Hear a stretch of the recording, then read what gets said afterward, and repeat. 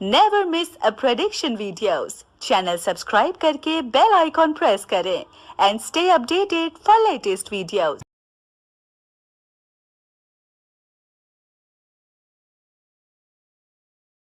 जिसका पूरे संसार के साथ एक ऐसा संबंध है, इसमें बहुत से लोग भयभीत हो जाते हैं, बहुत से लोग इस ग्रह को क्रूर कहते हैं।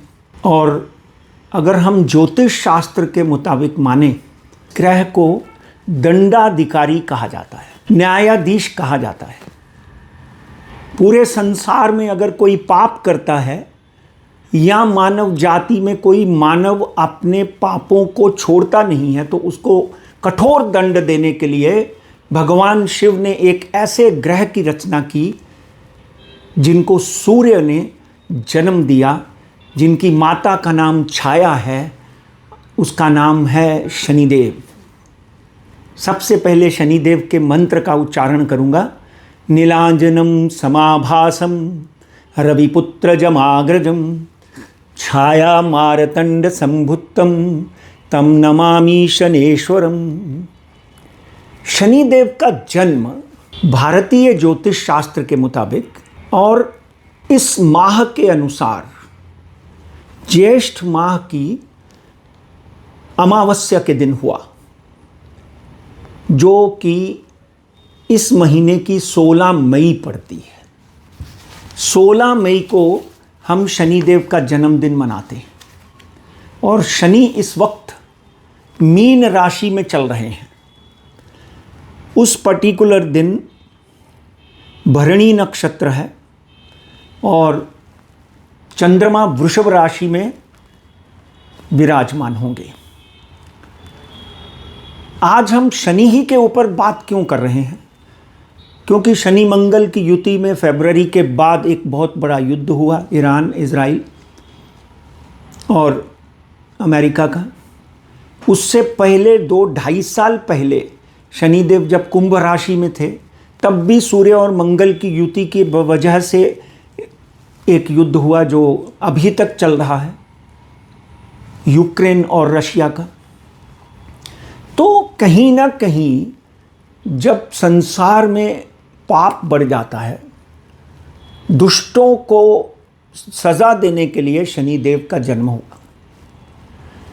जैसे ही शनिदेव का जन्म हुआ तो उन्होंने अपने ही पिता सूर्यदेव के ऊपर ऐसी दृष्टि डाली कि सूर्य जो है वो काला हो गया। शनिदेव के इन्हीं प्रकृतियों की वजह से शनिदेव को सूर्यदेव के साथ कभी भी अच्छा नहीं माना गया। अपने पिता पुत्र को भी कहीं ना कहीं विष योग का निर्माण करते हुए ज्योतिष शास्त्र में बताया गया है। अगर सूर्य शनि के साथ में बैठे हुए हैं किसी की भी कुंडली में, तो पिता पुत्र में मतभेद होंगे। अगर मतभेद नहीं है तो पिता या पुत्र में से कोई ना कोई बीमार रहेगा। तो बहुत सारी कुंडलियां, हमने हज़ारों कुंडलियां, लाखों कुंडलियों का अध्ययन किया। यहाँ पे ये सत्य पाया गया कि शनिदेव जब भी सूर्य के साथ में बैठे हुए हैं, कहीं ना कहीं पिता पुत्र में बहुत बड़ा मतभेद होता है और ये मतभेद पूरे जन्म रहता है। इनके कुछ उपाय ज़रूर हैं कि आप रोज़ हनुमान चालीसा पढ़ो, क्योंकि शनि का हनुमान जी के साथ बहुत बड़ा संबंध है। हनुमान जी ने वरदान दिया हुआ है कि शनिवार वाले दिन जो भी मेरी पूजा करेगा, मैं उसके ऊपर प्रसन्न होऊंगा और शनिदेव उसको शुभ फल देंगे। सबसे पहले तो हम हैप्पी बर्थडे शनिदेव को कहेंगे। शनिदेव के जन्म दिन के ऊपर शनिदेव को सबसे पहले और उनके मित्र ग्रह राहु, केतु, शुक्र, इन सबको भी शुभकामना देंगे, अभिनंदन करेंगे। देखिए, हम कलयुग में चल रहे हैं, कलयुग से भी घोर कलयुग। यहाँ पे पिता पुत्र का नहीं है, पत्नी पति की नहीं है। संबंधों में प्रगाढ़ताएं देखें तो बहुत ही कम मिलती हैं, मगर भारत एक ऐसा देश है जिसमें ये सब मिलता है। इसलिए शनिदेव प्रसन्नो भव। पूरे संसार में शनिदेव आपका जो किसी भी तरह का प्रकोप है उसको ख़त्म करें और अपनी अच्छी दृष्टि से संसार को शांति की तरफ लेकर जाएं। तो शनिदेव जैसे ही 16 तारीख को उनका जन्म होता है, तो 17 तारीख को पुरुषोत्तम मास, अधिक मास का आरंभ होता है। ये 2037 के बाद पहला योग है कि शनि अमावस्या के दिन, शनिवार के ज्येष्ठ जयंती के दिन, उसके दूसरे दिन पुरुषोत्तम मास, अधिक मास का प्रारंभ होता है, जो कि 16 जून तक रहता है। 1 महीने तक अधिक मास में आप लोगों से अनुरोध है कि विष्णु के सब अवतारों की पूजा करें। हर रोज एक माला ओम भगवते वासुदेवाय नमः, भगवान श्री हरि विष्णु की आराधना इसमें अति शुभकारी होती है। और इस पर्टिकुलर अधिक मास के महीने में किसी तरह का मुहूर्त नहीं होता। यानी अगर आपने शादी रखनी है, अगर आपने घर की ओपनिंग करनी है, ऑफिस की ओपनिंग करनी है, किसी तरह का कोई भी शुभ काम करना है, ये अधिक मास में नहीं माना गया। और इसी के साथ में ये महीना आपके पितरों को प्रसन्न करने के लिए बहुत अनिवार्य है। ओम पित्राय नमः, इस मंत्र का जाप भी आप कर सकते हैं। अब शनि जयंती के दिन अगर हम राशियों की बात करें तो राशियों के ऊपर इनका क्या प्रभाव पड़ेगा, क्योंकि हर राशि में शनिदेव का प्रभाव पड़ता है। अगर हम शनि की 2 राशियों की बात करें, मकर और कुंभ, 2 घर होते हैं उनके। आपकी कुंडली में 10 और 11 शनिदेव का घर होता है। अगर 10 नंबर में शनिदेव बैठे हुए हैं तो शनिदेव स्वग्रही हैं, अपने घर में बैठे हैं। 11 नंबर में बैठे हैं तो भी स्वग्रही हैं। 7 नंबर में बैठे हैं तुला राशि में तो वो मित्र की राशि, शुक्र की राशि में बैठे हुए हैं। तो इसलिए शनि की हर जगह से जो स्थिति है वो नेगेटिव और पॉजिटिव होती है, और शनि की दृष्टियां बहुत महत्वपूर्ण होती हैं। देखिए, शनि 6, 8वें और कर्म स्थान, इन घरों में शुभ माने गए। हेल्थ हाउस में भी शनि अगर बैठे हैं को भी शुभ माना जाता है, वहाँ पे शुक्र नेष्ट होते हैं। तो राशियों की बात करें तो सबसे पहले बात करते हैं मेष राशि की। मेष राशि के हिसाब से शनि आपके 12वें घर में बैठे हैं, तो कहीं ना कहीं विदेशों से धन लाभ की प्राप्ति हो सकती है। मंगल आपकी राशि में आ चुके हैं। रोज़ हनुमान चालीसा का पाठ करें और ओम मंगलाय नमः, ओम शनैश्वराय नमः। वृषभ राशि की बात करें तो 11वें घर में शनिदेव बैठे हुए हैं, तो डेफिनेटली आपको इनकम के घर में बैठे हुए शनिदेव आपके हर इनकम के द्वार जो है वो खोलते हुए दिखाई देते हैं। वाणी का नियंत्रण मत भूलें, वाणी आपको कहीं ना कहीं कोई समस्या में डाल सकती है। मिथुन राशि की बात करें तो आपके कर्म स्थान पर 10वें घर में शनिदेव विराजमान हो गए, बहुत ही सुंदर बात है। तो कहीं ना कहीं आपको लाभ मिलते हुए दिखाई देगा।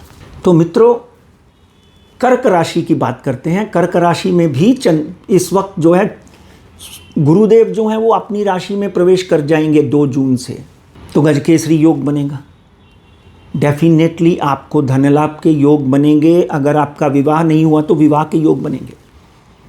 तो ये 1 महीना पुरुषोत्तम मास में आप भगवान श्री हरि विष्णु की आराधना करना मत भूलें। सिंह राशि के स्वामी सूर्य हैं। एक बात ध्यान रखिए, कर्म स्थान से भाग्य स्थान पर आकर बैठ गए। आपकी छोटी सी गलती आपको कहीं ना कहीं बहुत बड़ी तकलीफ में डाल सकती है। तो इसलिए किसी को गलत प्रॉमिस मत करें। कोर्ट केस को 1 महीने के लिए पोस्टपोन कर दें। अनैतिक संबंधों से दूर रहें। सूर्य और बुध इकट्ठे थे, बुद्धादित्य योग बना हुआ था। कार्यों में कोई कमी नहीं होगी, मगर आपके वाणी के ऊपर नियंत्रण और आपके संयम के ऊपर बहुत ज़रूरी है। कन्या राशि की बात करते हैं तो कन्या राशि बुध की राशि या शनिदेव मित्र हैं।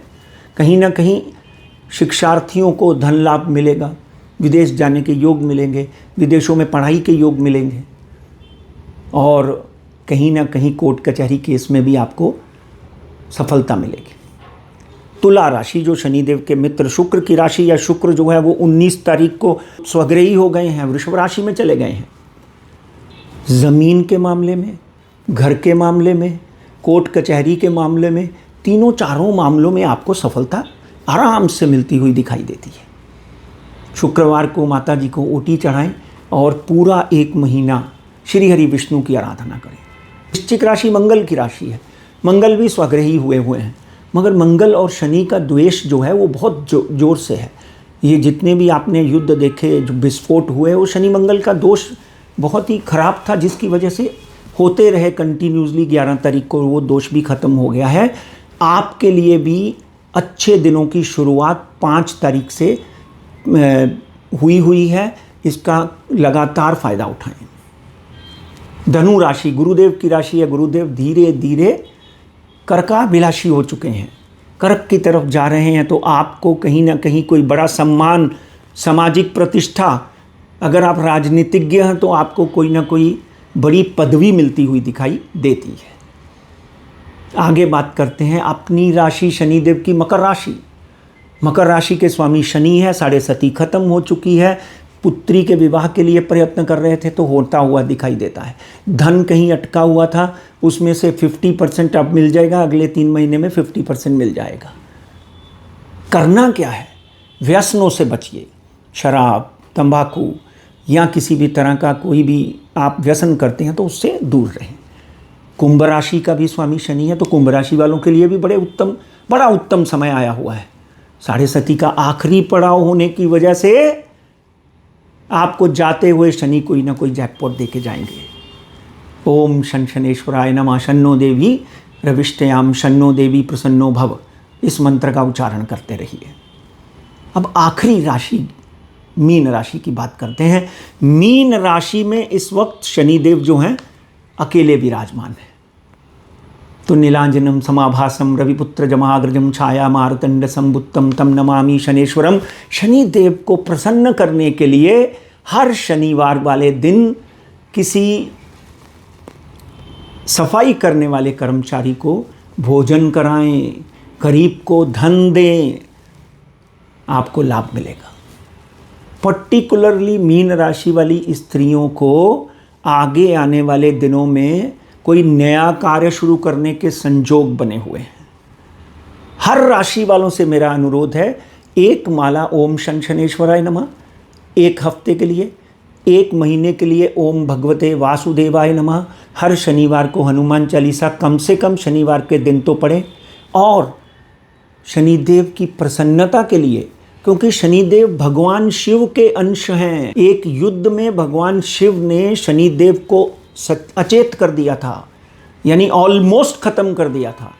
सूर्यदेव की प्रार्थना के बाद शनिदेव को वापस वरदान मिला और शनिदेव ने अपने आप को भगवान शिव को समर्पित कर दिया। उस समर्पण के बाद में भगवान शिव ने शनिदेव को आशीर्वाद दिया और जैसे भृगु ऋषि हैं, उनको पूरी एनर्जीज, पूरे संसार की एनर्जी सौंपी हुई है। इसी तरह पापों से दंड मुक्त करने के लिए शनिदेव को प्रसन्न करें। शनिदेव को दंडाधिकारी उसी दिन घोषित कर दिया भगवान शिव ने। तो इसलिए अगर आप भगवान शिव की आराधना करते हैं, साथ में शनिदेव की आराधना करते हैं, तो 2 फल मिलते हैं आपको। एक तो शनिदेव भगवान शिव के शिष्य हैं, वहाँ आपको फल मिलता है। इसलिए सोमवार को भगवान शिव को पंचामृत से अभिषेक करें। मगर ये महीना पूरा अधिक मास, पुरुषोत्तम मास है, इसमें धन लाभ के योग बनेंगे ही बनेंगे अगर आप संयम से सुबह 4:30 से 5 बजे उठकर ओम शन शनेश्वराय नमः, ओम भगवते वासुदेवाय नमः, और तीसरा मंत्र है ओम नमो शिवाय। ये सब ज्ञान के बाद मैं आपसे प्रार्थना करता हूँ कि आप पंडित राजकुमार शर्मा चैनल सब्सक्राइब ज़रूर करें। चैनल सब्सक्राइब करने मात्र से ही आपको ये ज्ञान मिलेगा और आप रोज़ रोज़ यही विश्लेषण देखकर मंत्रों का उच्चारण कर पाएंगे। पवनतय संकट हरन मंगल मूर्ति रूप, राम लखन सीता सहित हृदय बसो स्वरूप। लाल देह लालील से अरुधर लाल लंगूर, वज्र देह दानव दलन, जय जय जय कपिसूर।